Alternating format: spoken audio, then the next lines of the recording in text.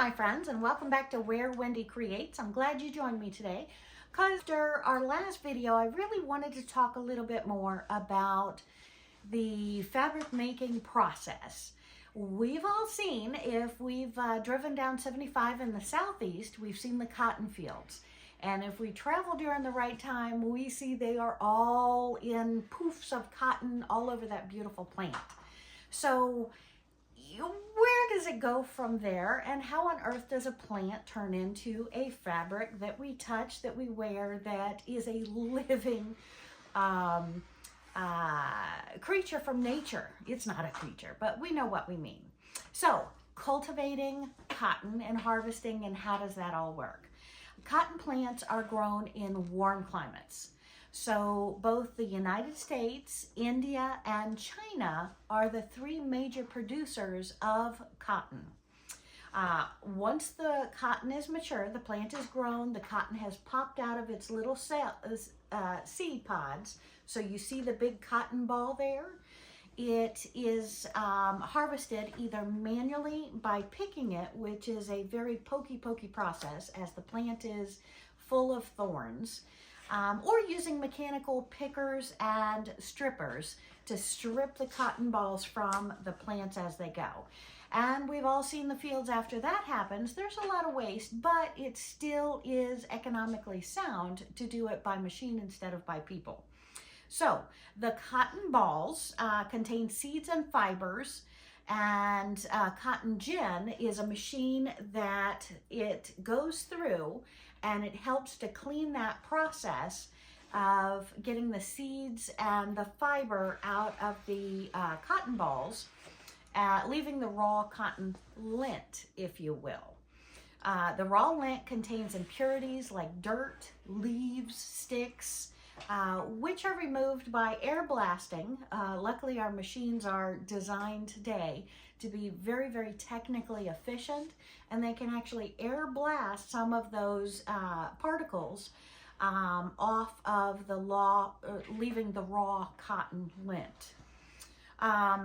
The raw lint contains the impurities. It's cleaned, and then it goes into a baling cycle.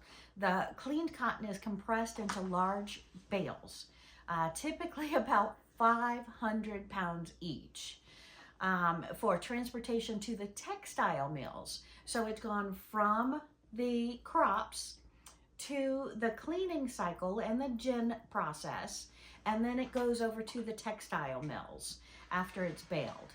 So opening and blending the cotton. Bales are opened and the fibers are mixed to ensure consistency.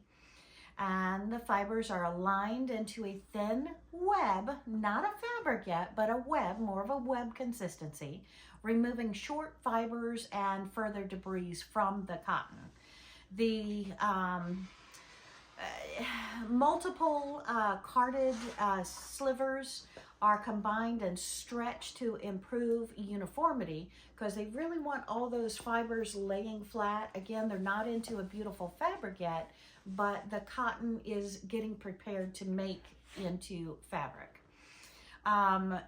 Combing is something that some of the manufacturers use, not all of them though, but that also is a process that helps remove short fibers for a finer, higher quality yarn. So again, cotton yarn, cotton fabrics. Roving, the fibers are drawn and twisted into loose strands. We've all heard the word roving if we're into the fiber industry much. And then the roving is further twisted and thinned into yarn using ring spinning or open-ended spinning. So this is a process I would love to take you to in person. So again, it is one of my goals in my travel side to get to visit one of these factories to show you how, in person, the fibers are created from cotton balls into clean particles that makes fabric and makes yarn. So that's very exciting to me. Weaving. There's two different kinds of creating fabric. There's the weaving and there's the knitting. Interlacing yarns in a warp, vertical, or a weft, horizontal, technical terms there. A warp is vertical, weft is horizontal pattern using looms. And then there's the knitting, the looping yarns together using machines to create a stretchable fabric. Step 5 in the process is singeing, removing surface fuzz using a gas flame. And there's desizing, remove sizing agents applied during the weaving process. And then there's scouring, cleans out natural waxes, oils, and impurities. I know this sounds a little bit technical right now, but hang with me, it's going to get a lot easier, so it's worth it. Bleaching lightens the fabric to a uniform shade, because before you turn it into these beautiful prints, you need a light uniform shade so it doesn't distort the print. And then there's going to be a mercerization process, and that treats cotton with caustic sodas for increased strength and luster. So that sounds like it damages the fabrics, and it kind of does, but not really. It gets it ready to actually absorb and hold on to the dyes that we put in the fabric. So it's a good process. And then finishing treatments can be wrinkle resistance, water repellency, or flame retardancy, depending upon what we want in our fabrics. For making clothes, for making sleepwear, we need it to be flame retardant. These cottons are made for quilting that you see in front of me, not for manufacturing clothes, although you could. But if you made a shirt out of these, you're going to have wrinkles because it is 100% cotton. So then we get into the cutting, sewing, and packaging of the cotton. Fabric is cut into pieces for garments, for home textiles. What they're actually done is they're made on huge bolts, and then they go through a spinning process, a folding process through a folder, and then they're put on bolts like you see here. A lot of the fabric that we get from Europe, in the European markets, they have it on a very long round tube. So you're going to see fabric different in different countries, whether it's on a very long tube, like we usually get our home deck fabric is on a long tube. Our quilters cotton and many other fabrics that we see here in the United States are on a bolt, like we see here. So fabric is cut into the different pieces so it can be sold. Pieces are sometimes brought directly to another manufacturer and sewn into final products using industrial sewing machines. And my sewing machine that I use here, I use constantly, day in, day out, sometimes 10 hours a day. So a lot of us maybe use our sewing machine 10 hours a month when we sew. Mine gets probably 2 hours to 10 hours a day that I sew on. So I do a lot of crafting projects, I do a lot of donations, I do a lot of charity quilts. But let's get back to the process here. Finished textiles are packaged and shipped to stores, just like the finished bolts are put onto bolts and shipped to a store. A wonderful person commented on my last video about shipping prices. One thing about the fabric industry that they have gone into for purchasing bolts is a lot of the manufacturers, the wholesalers, will sell to Jo-Ann Fabrics, to the quilt stores, to the long arm quilters, to whoever is buying multiple bolts of fabric, and they will charge per box. And that's a great point you brought up. Thank you for bringing that up to me. And again, your comments are important, and if we read everybody's comments, we're going to get a lot of insight and a lot more great information. So I highly encourage you, when you find a video you like, read the comments, because a lot of people in there, if you look between and over some of the comments, you're going to get a lot more information. I just ask you always, please verify your sources.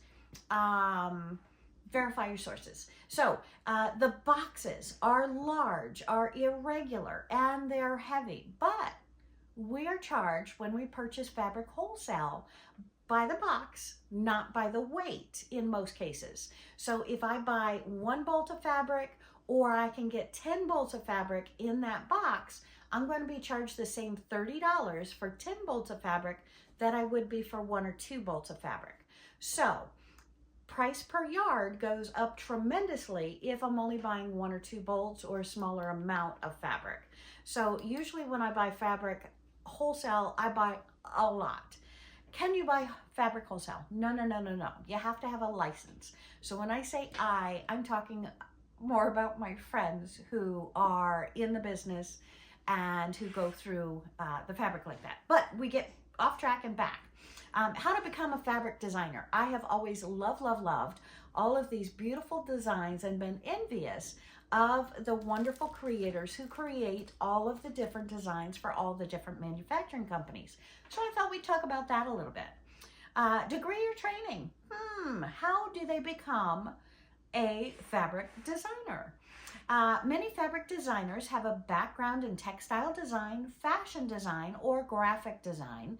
Degrees in textile engineering, surface design, or fine arts are common. So I went in and I did a lot of research. I talked to a lot of people, read a lot of things, and now I just want to bring you some of the highlights of what I found out. In order to design fabric, not only do you have to come up with wonderful designs and be able to sketch them out and print them out and get into the manufacturers, but you also have to be very proficient with computer skills nowadays. Different designing softwares like Adobe Illustrator, Photoshop, Core iDraw, and textile-specific CAD programs like NetGraphics, TexPrint is essential for being a graphic designer. Understanding textiles. Designers must understand fabric types, weaves, fiber properties, dyeing processes, and printing techniques. So there's a lot of detail going into there before you actually create and design a pattern. So you've got to understand all the different types of fabric. You also have to be able to hand draw as well as computer design. Some designers create patterns by hand while others use digital methods, and most nowadays combine both of these to some degree. Designers analyze fashion, home decor, and interior trends through trade shows like Premier Vision in Paris, the Heim Textile in Germany, fashion forecasting services like WGSN and Pantone, and different customer insights. Like they may read 100 videos like I just put out last week or the week before about Jo-Ann Fabrics, but they're also reading the bankruptcy files. They're reading the customer comments. They're reading what you want, what you're looking for. They're looking at trends. They're trying to get ahead of fashion and design for that coming year, for that coming decade, for that time forward printing time frame. So a single motif is created and refined by these beautiful artists after they do all of their research. They may even create mood boards with colors, textures, and themes to help define the collection. And talking about mood boards with colors, textures, and themes, I'm going to be working with a local artist in my area, and he is creating theme boards with different color and texture. So I hope you're open to that, because I'm going to be introducing a few videos collaborating with him on his, over 40, almost 50 plus years in the painting and art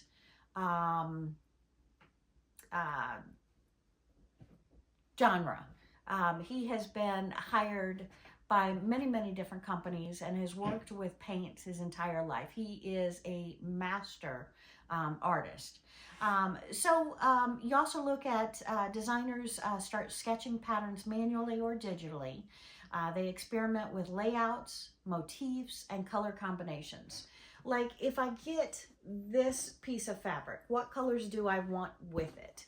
If I'm looking at bicycles, am I looking at flowers? Am I looking at houses, picket fences? What are we looking for? You look at your browns that match. You don't just design one textile, you design a set that matches with them. And that's why when us quilters, we go into the store, we want those 4 to 7 prints that are created by that same artist for that same quilt to get that same effect, that same beautiful look. So let's go on. Of course, artists are always going to be experimenting with the different designs, with the different colors that go with them. But then they get into a single motif, created, refined. It can be floral, geometric, abstract, or any other style. It can be stars. It can be themed like ocean. It can be themed like forest. It can just be natural patterns that could be leaves, water, sky, whatever you're looking for. And then the fabric prints need seamless repeats for continuous printing. This can be a full drop repeat, which is a simple alignment, a half drop repeat, which is staggered alignment, so you don't see the beginning and the end. It changes in each row of the fabric. And then tossed, random repeat, scattered placement. Like this pattern right here that I have with my turtles for my turtle design. The repeat is not consistent. It does change where the largest turtle is. Each row is not placed the same, although each row is identical. So that's a beautiful example of that. And it can also be mirror repeat, reflective symmetry, reflective, meaning the opposite view. Color separation and preparation for printing. You have color palettes and colorways. Each design is tested with multiple color variations or colorways.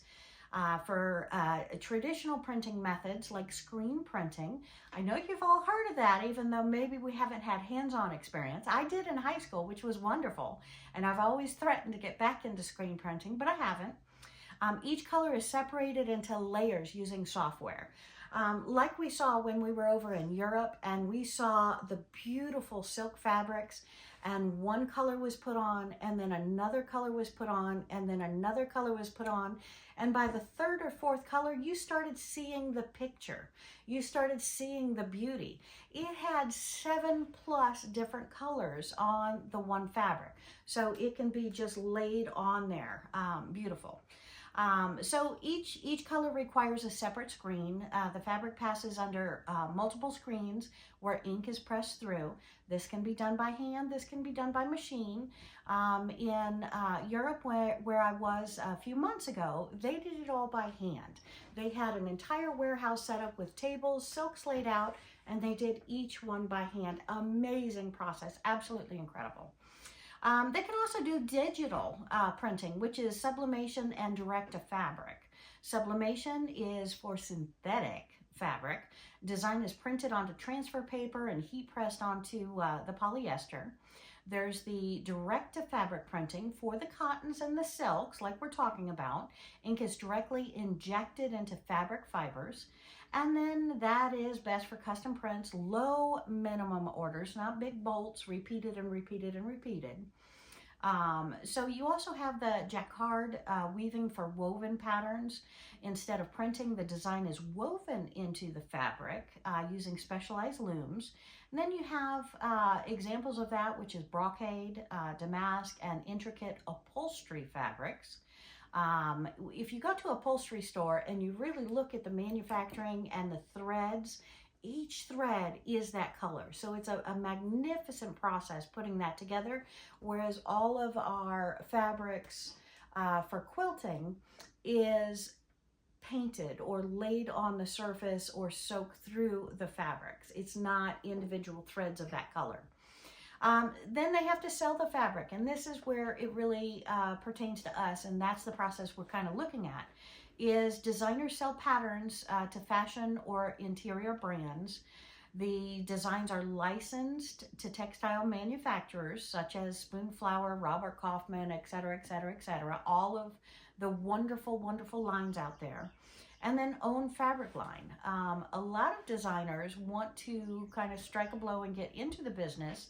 They pay for their own collections and they sell them online. Usually that is much more expensive because they don't do as many bolts at a time. So it's a completely different process to get that. So if we want to talk directly and sum this whole thing up, and I do appreciate your time, please hit that subscribe button. I'd love to have you back here when I turn all of these into quilts.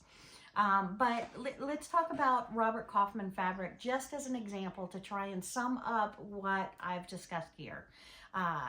Robert Kaufman is renowned for its high quality textiles and intricate designs. The company collaborates with both in-house and independent designers to create unique fabric collections. And that's what I love about him too. He incorporates new blood into his designs. Here's an overview of their design and production process. Independent designers, artists interested in collaborating with Robert Kaufman can submit their designs, but they do have to follow very, very strict guidelines. Trust me, only a couple are going to be selected out of so many, many, many that apply. So it's not easy. It's not an easy process. And it's nice to have that resume behind you. Have you taught quilting? Have you, where are you with your degree? Where are you with your knowledge of fabric as well? So in-house designers. The company does have a design team on staff, full-time employees that also develop fabric patterns. They keep up and attend all of the different events all across the world for trends in fabric, to know what's coming up and to help them make their decisions on what they're designing. From when you make a design, from conceiving of your design, you create your different motifs and patterns. You may draw them out, you may make a computer image of them, like Adobe Illustrator or Photoshop. Like, I take a lot of photos. I like videos, I like photos, and it's kind of neat to play with your camera and kind of distort the colors, the image on there, and that might help you in the design process as well. It's also important to design the colors. You can't just do a picture like this. This may be done in white, it may be done in blue, it may be done in different shades of blue. Having different patterns that coordinate with each other and different shades of color, your color preparation is really important. Then they print. They use screen printing and digital printing, which we briefly discussed before. And then they have post-printing treatments after they print the fabric. The fabric does go through a finishing process, which makes sure that fabric is up to standards, that it's soft, that the print is soaked in there, it's not going to come out in your washing machine, that it is happy to touch, happy to look at, the color stays there, and those are very, very important. So, and then of course, quality control. Quality control is so important in everything you do. Like, you check to make sure all your threads are cut, you check to make sure everything is pressed well. And yes, I had someone ask me why I had a bulk in my quilt. Well, because I didn't iron it before I did my final view of the quilt. It wasn't bulky, it didn't have a pucker, it was just not pressed. So again, quality control is so incredibly important, and I will tell you, I am working very hard to improve, and I appreciate you commenting and bringing those out to my attention, that I cannot skip steps.